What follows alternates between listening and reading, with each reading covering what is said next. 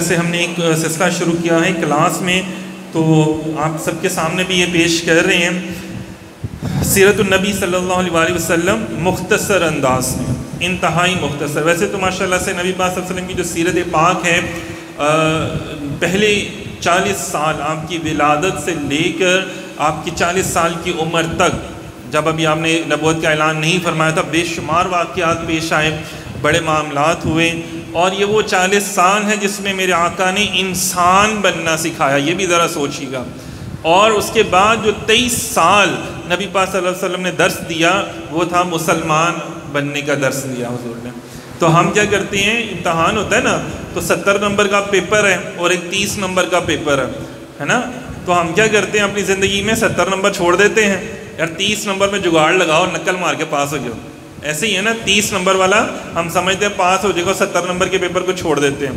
حالانکہ 70 نمبر کا پیپر بھی بڑا ضروری ہے آپ کو آگے پہنچانے کے لیے۔ اگر آپ چاہتے ہیں کہ آپ اگلی کلاس میں چلے جائیں، تو آپ کو اگلی کلاس میں پہنچانے کے لیے 70 مارکس بھی لینا بڑا ضروری ہے۔ ہم کیا کرتے ہیں، حضور علیہ السلام کی جو 40 سال کی زندگی مبارک ہے اس کو چھوڑ دیتے ہیں، پڑھتے ہی نہیں ہیں جو سرکار نے انسان بننا سکھایا۔ آپ اندازہ کریں نا، نبوت کے اعلان سے پہلے نبی پاک صلی اللہ علیہ وسلم کو کن ناموں سے جانا چاہتا تھا، بتائیں؟ اعلان نبوت سے پہلے تو آپ نبی کا اظہار ہی نہیں آپ نے کیا تھا، تو لوگ نہیں جانتے تھے کہ آپ نبی ہیں، ٹھیک ہے؟ تو کس نام سے لوگ آپ کو جانتے تھے؟ صادق اور امین، صادق اور امین اور صادق، صادق اور امین۔ کتابوں میں بھی یار لکھا ہوا، آپ کی کتابوں میں، اسکول کی کتابوں میں، اتنے تو نہیں نا چوچے بننا چاہیے، پتہ ہونا چاہیے نا کہ یار میرے نبی پاک صلی اللہ علیہ وسلم کی شان کیا ہے۔ یار بے ادب جو ہیں وہ تڑک کر کے بول دیتے ہیں، بے ادبی کر دیتے ہیں۔ آپ تو عاشق ہو، تو آپ کو بھی تو فوراً بولنا چاہیے نا کہ نہیں، میرے سرکار کی یہ شان ہے، مجھے بھی پتہ ہے میرے آقا کی یہ شان مبارک ہے۔ کتابوں میں لکھا، ہر چیز میں لکھا ہوا ہے، ہمارے سامنے موجود ہیں۔ تو اپنے آقا کی جس سے آپ محبت کرتے ہیں نا، ان کی شان بھی کھل کے بیان کیا کریں۔ ڈرنا کس بات کا، ہم کیوں ڈریں کسی سے؟ ڈرے تو وہ نا جو جہنمی ہیں، ہم تو حضور کے غلام ہیں، صحیح ہے، ہمیں کسی سے ڈر نہیں لگنا چاہیے۔ تو نبی پاک صلی اللہ علیہ وسلم کا جو اس میں جو ہے وہ 3 حصے، ہم نے یہاں پہ ایک کتاب لکھی تھی، تعلیمی کورس حصہ اول۔ جب ادارہ ماشاءاللہ شروع ہوا تھا تو تعلیمی کورس ہم نے ایک بنایا تھا، کیونکہ ہمارے اسکولوں میں برائے نام ہی اسلامیت کی بک پڑھائی جاتی ہے، دین کے حوالے سے پڑھایا جاتا ہے، یا کالجز میں۔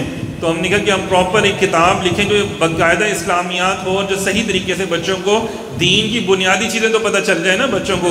پھر پارٹ 2 بھی اس کا لکھا ماشاءاللہ سے، وہ بچوں نے کیا، اور اب تو خیر ماشاءاللہ سے جو ہے وہ معلمہ کا کورس جو ہے وہ یہاں پر ہو رہا ہے، سب کچھ ہو رہا ہے ماشاءاللہ سے، احادیث کا اور تفسیر کے کورس ماشاءاللہ سے یہاں پر ہو رہے ہیں اب تو سامعین محترم، اب یہاں پہ بھی ہم پہلے ذکر کریں گے نبی پاک صلی اللہ علیہ وسلم کی ولادت سے نبوت کے اظہار تک جو واقعات پیش ہے کا مختصر تذکرہ، بس پتہ ہونا چاہیے نا۔ تھوڑا سا جیسے میں نے بھی آپ سے کہا کہ نبی پاک صلی اللہ علیہ وسلم کو اعلان نبوت سے پہلے کس نام سے جانا چاہتا تھا؟ صادق اور امین۔ اب یہ دیکھیں، اس کا نبوت سے کوئی تعلق نہیں ہے، اس کا ایک اچھے انسان ہونے سے تعلق ہو رہا ہے۔ تو میرے نبی آپ دیکھ لینا، ہم لوگ کتنے امین ہیں اور کتنے سچے ہیں۔ صادق اور امین میرے آقا فرما رہے ہیں، اور ہم لوگ کتنے سچے اور کتنے جھوٹے ہیں سب کو ہی پتہ ہے۔ جھوٹ تو ہماری زبان پہ ہوتا ہے، اور اس کے بعد امانت دار، ہم کسی کی بات بھی نہیں امانت رکھ سکتے اپنے پاس، فوراً آگے ٹھڈ میں ہمارے پیڑ ہونا شروع ہو جاتی ہے۔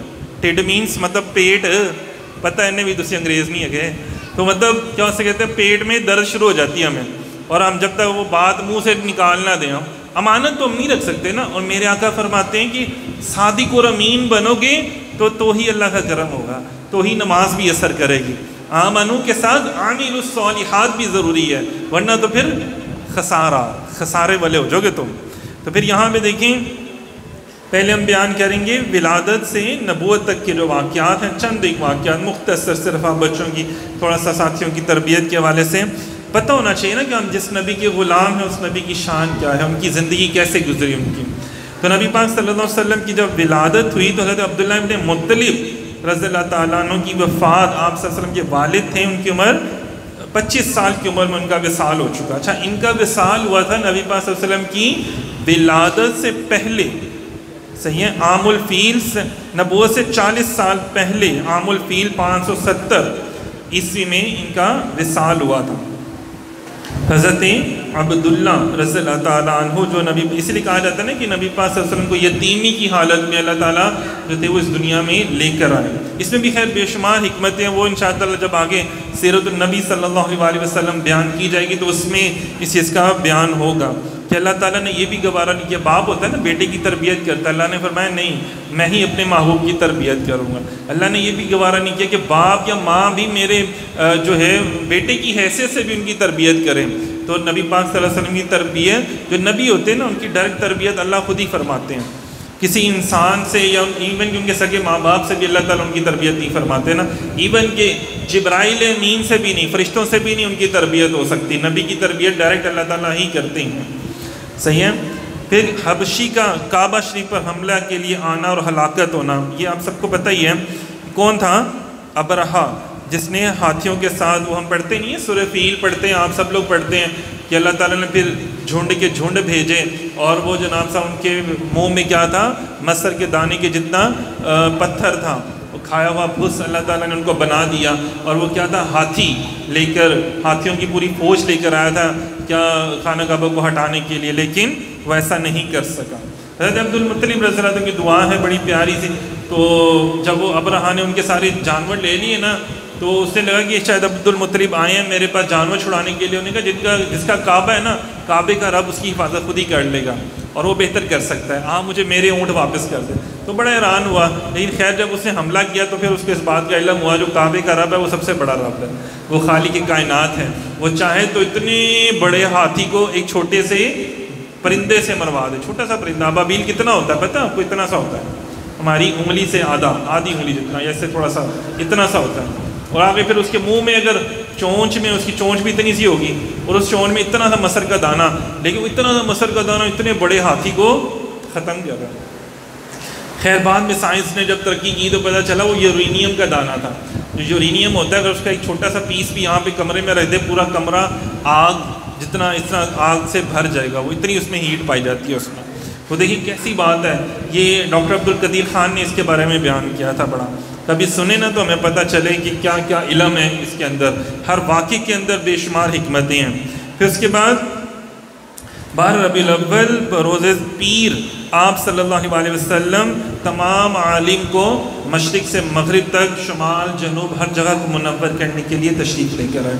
اب یہ ہر کتاب میں لکھا ہوا ہے تقریباً 12 ربیع الاول حضور علیہ الصلوۃ والسلام کی ولادت کا دن اور سوموار پیر کا دن جو ہے. اب پیر کا دن آپ دیکھیں، ابھی ہم تحقیق جب کہہ رہے تھے تو پتہ چلا کہ یار حجۃ الوداع سے لے کر حج ہے نا، حج کا مہینہ، حج کے مہینے کے بعد کب آتی ہے ربیع الاول؟ کتنے مہینے بعد آتی ہے؟ کتنے مہینوں بعد آتا ہے؟ محرم، پھر سفر آیا، پھر ربیع الاول آیا نا. تو اس میں بھی جب پتہ چلا تو سوموار والے دن نبی پاک صلی اللہ علیہ وسلم کا ولادت بھی ہوئی ہے اور وصال بھی ہوا. تو اس میں 12 ربیع الاول کا دن بن ہی نہیں رہا. کس کے لیے؟ وصال کے لیے. تو یہ بنائی جا رہے ہیں. یار اگر وصال کے لیے بنانا ٹھیک ہے، آپ کہہ لیتے ہو، جبکہ تحقیق یہ کہتی ہے کہ 12 ربیع الاول دن وصال نہیں ہوا. لیکن اگر آپ کے کہنے پہ بھی ہم مان لیتے ہیں کہ 12 ربیع الاول حضور کا وصال ہوا تھا تو 1400 سال یا 100 منانا چاہیے.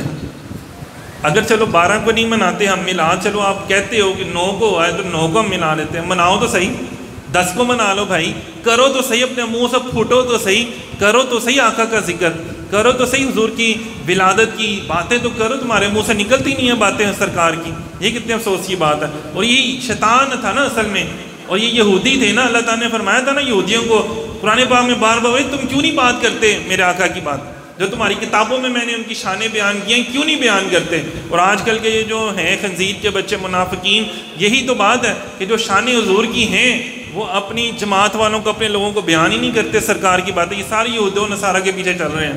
ٹھیک ہے نا. قرآن پاک میں اللہ نے سختی سے یہ الفاظ استعمال کیے ہیں. کیوں نہیں بولتے؟ بولو، بتاؤ نا میرے محبوب کی باتیں جو تمہاری کتابوں میں لکھی ہوئی ہیں. بتاؤ نا جو شانیں میں نے بیان کی ہوئی ہیں. بتاؤ نا جو میں نے آسمانوں پہ حضور کا میلاد سب سے پہلے کس نے کیا تھا؟ اللہ نے حضور کا میلاد کیا تھا سب سے پہلے. خطیب کون ہے؟ اللہ تعالیٰ کی ذات. اس میں آڈینس کون ہے؟ جیسے آپ سارے مجمع بیٹھے ہوئے ہیں، لوگ بیٹھے ہوئے ہیں، آڈینس بیٹھی ہوئی ہے، تو وہاں کی آڈینس کون تھی؟ سارے انبیاء اور رسول اس کی آڈینس تھی. اور خطاب کیا؟ اللہ تعالیٰ کی ذات کر رہے ہیں. محفل کی دلہا کون ہے؟ خود نبی پاک صلی اللہ علیہ وسلم. اور بیان کیا ہو رہا ہے؟ حضور کی آمد کا تذکرہ ہو رہا ہے. اللہ تعالیٰ سب سے وعدہ لے رہے ہیں تمام انبیاء اور رسول سے کہ بھئی تم نے جانا ہے میرے محبوب کی آمد کا ذکر کرنا ہے. اور ہم کیا کلام پڑھتے ہیں ہمارے نعت خوان؟ جشن آمد رسول اللہ ہی اللہ. جشن، اور پڑھ لو، منہ تو پڑھ لو، تسی غلط بات نہیں کر رہا، اللہ کی بات کر رہا ہوں. جشن اللہ ہی اللہ، اللہ نے منایا نا، تو جشن آمد رسول بول لو، منہ سے کوئی غلط بات نہیں کہہ رہا، اللہ کا نام ہی لے لو. جشن آمد رسول، میرا طرز میں پڑھیں، جشن آمد رسول، اونچی ساری، جشن آمد رسول، اونچی، جشن آمد رسول. اب تو دیکھیں نا قرآن کی بات کر دی کہ خود اللہ نے اپنے محبوب کی آمد کا تذکرہ کیا، تو ہم کیوں نہ کریں، ہم کیوں شرمائیں؟ جشن آمد رسول اللہ، جشن آمد رسول ہی اللہ، جشن آمد رسول. بولو اللہ ہی اللہ، بولو اللہ ہی اللہ، اللہ ہی اللہ، بولو اللہ ہی اللہ، اللہ ہی اللہ، بولو اللہ ہی اللہ. جشن آمد رسول اللہ ہی اللہ، جشن آمد اللہ ہی اللہ. بی بی آمینہ کی پھول آئی اللہ، بی بی آمینہ کی پھول اللہ ہی اللہ، جشن آمد رسول. ایسے ذرا مل کے ڈٹ کے حضور کا ذکر کیا کرے. ہم نے کیوں شرمانا؟ کس بات کا شرمانا؟ ہم تو وہ بات کہہ رہے ہیں جو قرآن پاک میں موجود ہے، جو اللہ نے کیا ہے. خیر آگے چلتے ہیں. پھر نبوت کے 34 سال پہلے اپنی والدہ کے ہمراہ 6 سال کی عمر میں نبی کریم علیہ السلام مدینہ پاک تشریف لے گئے. اور پھر مکہ اور مدینہ کے درمیان مقام ابوا میں آپ صلی اللہ علیہ وسلم کی والدہ کا انتقال ہوا. اور اس وقت آپ صلی اللہ علیہ وسلم کی عمر مبارک کتنی تھی؟ 6 سال. مطلب حضور کے والد کا انتقال کب ہوا؟ آپ کی ولادت سے پہلے. اور والدہ کا انتقال کب ہوا؟ جب حضور علیہ السلام کی عمر مبارک 6 سال تھی. اب 6 سال کا بچہ دیکھیں، نہ ان کے والد ہیں نہ والدہ. ہمارے یہاں پہ لوگ کیا کہتے ہیں کہ جب ماں باپ نہ ہو، سر سے اٹھ جائیں تو بندہ کچھ بھی نہیں کر سکتا. ایسے ہی ہے نا، ایسے ہی لوگ کہتے ہیں. اب یہاں پہ اللہ نے فرمایا کہ دیکھو میرے محبوب کی شان دیکھو کہ میرے محبوب کو کسی کی بھی ضرورت نہیں ہے تربیت کرنے کے لیے. اور ایسی تربیت فرمائی میرے آقا کی، خود رب کی ذات نے ایسی تربیت فرمائی کہ آج دیکھو پوری دنیا میں سرکار کے اوپر کسی کا نام ہی نہیں ہے، سرکار کے اوپر کسی نبی کا نام بھی نہیں ہے. اور باقی تمام انبیاء کی امتیں بھی کہتی ہیں کہ یار ہمیں نبی پاک صلی اللہ علیہ وسلم سے بڑی کوئی کائنات میں ہستی نظر ہی نہیں آتی. ہر چیز جو ہے وہ یہ ہر بندہ ہر ہستی یہ بیان کرتی ہے. اور دیکھو پھر والدہ کی وفات کے بعد آپ صلی اللہ علیہ وسلم کی کفالت کس نے کی تھی؟ آپ کے دادا حضرت عبد المطلب رضی اللہ تعالیٰ عنہ نے حضور علیہ السلام کی کفالت کی. پھر کفالت، اچھا کفالت کسے کہا جاتا ہے پتہ آپ کو؟ یہ تو لکھنے والوں نے لکھا نا، انہوں نے حضور کی کفالت کی. جب اگر ہم سیرت کا مطالعہ کرتے ہیں تو پتہ چلتا ہے کہ حضور جب تشریف لے کر آئے تو اللہ نے، جیسے کہتے ہیں نا کسی کی باں پھاڑ لینا، تو اللہ نے ان کی بازو پکڑ لی. کہ جب سرکار تشریف لے کے آئیں تو آپ اندازہ کریں جتنے بیمار جانور تھے اللہ نے سب کو صحت عطا فرما دی. سارے جانوروں کو اللہ تعالیٰ نے صحت عطا فرما دی. وہ بنجر اور ویران زمینیں جو تھیں اللہ نے ہر زمین پر سبزہ اگانا شروع کر دیا. ایک سے کہتے ہیں نا ہریالی آ جانا. وہاں پہ اس دور میں کیا ہوتا تھا کہ جب سرکار تشریف لے کر آئے، جن سالوں میں آپ جب ظاہری طور پہ دنیا میں تشریف لے کر آئے، جہالت تھی نا، ایک اندھیروں میں شیطانیت نے لوگوں کو اندھیروں میں ڈبویا ہوا تھا. تو کسی کے گھر بیٹی پیدا ہو جاتی تھی نا تو اس گھر میں صف ماتم بچ جاتا تھا. ایسے فوتگی ہو گئی ہے گھر میں بیٹی کے پیدا ہونے پر. تو اللہ تعالیٰ نے فرمایا یہ نہ ہو کہ میرے آقا تشریف لے کر آئیں اور کسی گھر میں بیٹیاں بھی ہوں تو لوگ رو بھی رہے ہوں، تو اللہ تعالیٰ نے پورا سال سب کو بیٹے عطا فرمائے۔ پھر بعد میں جب سرکار مدینہ علیہ الصلوۃ والسلام نے پھر بیٹی کو عزت عطا فرمائی تو پھر وہ دیکھیں کہ پھر آج پوری کائنات میں ماں کی حیثیت سے بھی، ماں کی قدموں کے تلے جنت ہے، اس سے پہلے کوئی اس کا تصور بھی نہیں کر سکتا تھا کہ ماں کیا حیثیت ہے، یہ تو سرکار نے فرمایا۔ اور آج ایسی عورتیں جب کہتی ہیں وہ کیڑا میلاد، تو لعنت ایسے لوگوں پر جو یہ کہتے ہیں کیڑا میلاد۔ تو خواتین کو تو میں کہتا ہوں ان کے قطرہ جسم کا ایک حصہ بھی اگر درود پڑھے نا اپنے آقا پر تو وہ کبھی ان کا حق نہیں ادا کر سکتی، کیونکہ ان کو ذبح نہیں کیا جاتا۔ آج اسے صرف کس کی وجہ سے؟ آقا کی وجہ سے، صرف آقا کی وجہ سے۔ جو آقا علیہ السلام نے مالک، دیکھو مالک کی بات پر عمل کرنا چاہیے اور مالک سے محبت کرنی چاہیے، مالک کا احسان ماننا چاہیے، کبھی مالک سے بے وفائی نہیں کرنی چاہیے ہم لوگوں کو۔ تو مالک سے وفا کرنے کی اللہ تعالیٰ ہم سب کو توفیق عطا فرمائے۔ جتنا ہم اپنے آقا سے محبت کریں گے نا، یہ جو آپ کو دوپٹے ہیں سر پہ، یہ سارا کچھ عزتیں ہیں، بیٹی کی حیثیت سے، ماں کی حیثیت سے، بیوی کی حیثیت سے، بہن کی حیثیت سے، یہ سب حضور کا صدقہ ہے۔ اور بڑی عجیب سی بات لگتی ہے نا جب کوئی کہتا ہے کہ یار کیڑا میلاد، بھائی لعنت ہے، اپنے احسان تم نے ایسے اتار رہے ہو احسان، تمہیں تو آقا کا ذکر اپنی اولادوں کو حضور کے ذکر سے بھر دینا چاہیے، تمہیں تو یہ کہنا چاہیے کہ نہیں سب نے درود پڑھنا ہے، اسکول جاؤ نہ جاؤ درود پڑھنا ہے، ٹیوشن جاؤ نہ جاؤ تم نے میرے آقا کی سیرت پڑھنی ہے، تم نے میرے آقا کی حدیث پاک پڑھنی ہے، میں تو یہ کہنا چاہیے تھا۔ اور ہمارے یہاں پہ چھڈو کی جانا، تسی مدرسے لین کی جانا ہے، چلو پہلے اتھے جاؤ۔ تو یہ غلط باتیں ہماری مائیں بھی کہہ رہی ہوتی ہیں، تو بڑے افسوس کی بات ہے، ہمارے باپ بھی کہہ رہے ہوتے ہیں۔ حالانکہ ان کو تو چاہیے کہ اپنی دعائیں تو مانگتے نا عاشق رسول بن جاؤ، تو عاشق رسول بنانے کے لیے ان کو عاشق رسول والی تعلیم بھی دینی پڑتی ہے، ایویں نہیں عاشق بن جاتے۔ بہرحال تھوڑا سا تربیت کا بھی کیونکہ سیشن چل رہا ہوتا ہے، ساتھ ساتھ یہ بھی باتیں بتانا ضروری ہوتی ہیں۔ اچھا جی، نبوت سے 32 سال قبل 578 عیسوی میں آپ صلی اللہ علیہ وسلم کے دادا عبد المطلب، ان کا جب انتقال ہوا تو پھر کیا ہوا کہ ان کی نبی پاک صلی اللہ علیہ وسلم کی کفالت آپ کے چچا حضرت ابو طالب نے سنبھالی، اور تب نبی پاک صلی اللہ علیہ وسلم کی عمر مبارک 8 سال تھی۔ آپ کو پتہ ہے حضرت مولا علی شیر خدا کے والد تھے ابو طالب رضی اللہ تعالیٰ عنہ، نبی پاک صلی اللہ علیہ وسلم کے چچا تھے، اور ان کا نام عمران بھی ہے۔ اچھا، جو سورہ آل عمران ہے، کچھ ہمارے فرقے ایسے بھی ہیں جو یہ کہتے ہیں جناب ان کے نام پر ایسا نہیں ہے، وہ جو سورہ آل عمران جو ہے وہ ایک اور ہستی ہیں جو حضرت مریم علیہ السلام کے والد ہیں، ان کے والد سے اللہ تعالیٰ نے بیان کیا ہے۔ لیکن خیر حضرت ابو طالب رضی اللہ تعالیٰ عنہ کی اپنی ایک شان ہے۔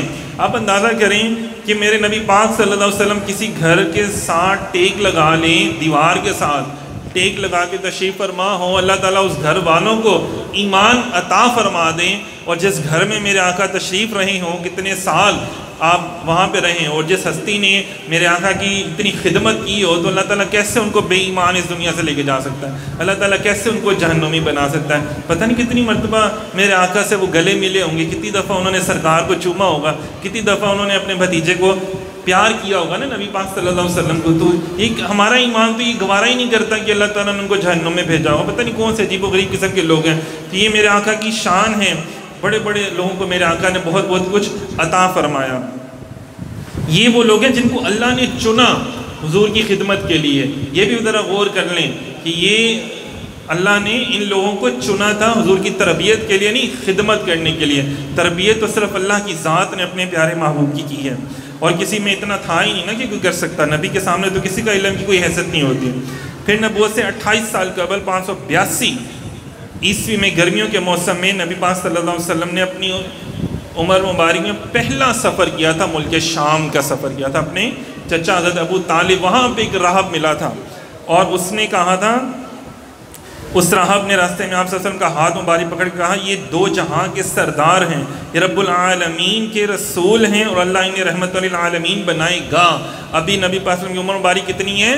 12 سال، جو میں نے بھی آپ کے سامنے کہا کہ یہود و نصارہ کو اللہ تعالیٰ نے قرآن پاک میں کیا فرمایا ہے۔